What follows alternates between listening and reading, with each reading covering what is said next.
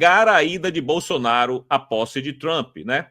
Ou seja, doutor, ele não levou em consideração as relações bilaterais entre o Brasil e os Estados Unidos. Didi, por que o Bolsonaro está sem passaporte? Passaporte, você restringe ele quando há um concreto, não é nem indícios, tá? A lei expressa, quando há um concreto risco de fuga do país. Por exemplo, o cara tem dupla cidadania, por exemplo, e está respondendo o inquérito, respondendo um processo, e vazou uma mensagem dele, um áudio dele dizendo, cara, tô arrumando as malas e vou pinar. Opa! Por quê? Porque o Brasil tem uma lei.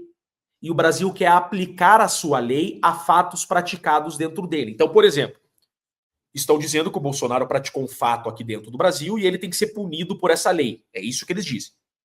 Se ele sai do Brasil, o Brasil não consegue aplicar a lei. Então, qual que é o argumento jurídico? Você, para proteger a aplicação da lei brasileira, você apreende o passaporte para que essa pessoa não fuja do Brasil e não deixe de ser aplicada a lei brasileira. Só que tem que ter uma prova concreta. O Bolsonaro estava nos Estados Unidos. Isso, é isso que eu ia falar. Ele volta para o Brasil, se apresenta a todas as intimações que ele estava recebendo para comparecer a atos na Polícia Federal, e depois de uns 5 interrogatórios, saiu uma decisão para prender o passaporte dele. Eu pergunto, por que apreendeu o passaporte dele? Se ele voltou espontaneamente para o Brasil, sem ser chamado, compareceu a todos os atos de intimação e nenhum indício havia de que ele iria fugir da lei brasileira. Então, primeiro ponto, não ter passaporte é um absurdo.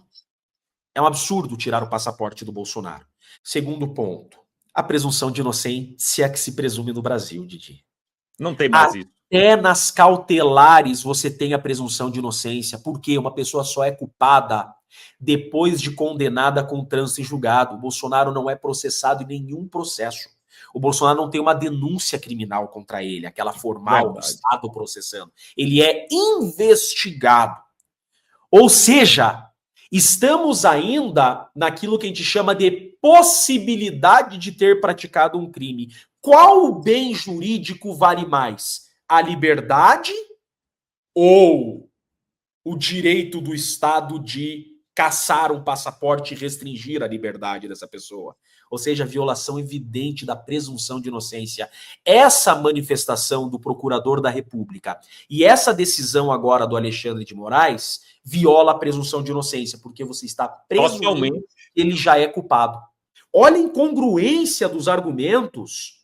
Primeiro, risco de fuga. Qual é o risco de fuga? Tem que ser dito na decisão. Não, risco de fuga porque vazou um áudio dele, ele fez um tweet dizendo que ia fugir. Veja a insegurança jurídica disso. Quer negar a ida do Bolsonaro? Negue, mas com argumentos sensatos.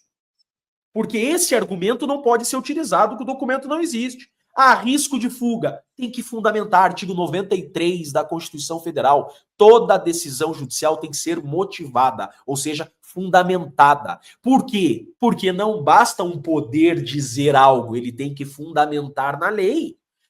Quando se fala a risco de fuga, o judiciário, por compromisso da Constituição, tem que dizer qual é o risco concreto. Falaram qual é o risco concreto de fuga? A PGR disse que ia fugir. Com base em quê?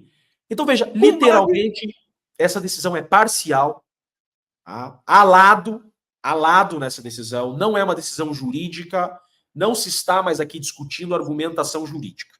Tá? Não se discute mais direito. Isso não é mais uma questão jurídica, esquece. Não é mais. Não adianta chamar advogado para debater essas decisões, porque já não é mais argumento jurídico, Didi. Isso é só argumento político. Nunca nós juristas imaginamos que viríamos. Nós estamos vivendo inseguranças jurídicas no Brasil que no pior pesadelo dos advogados e dos juristas imaginávamos que viríamos, Didi. Nunca. Não duvido. Sério, nunca.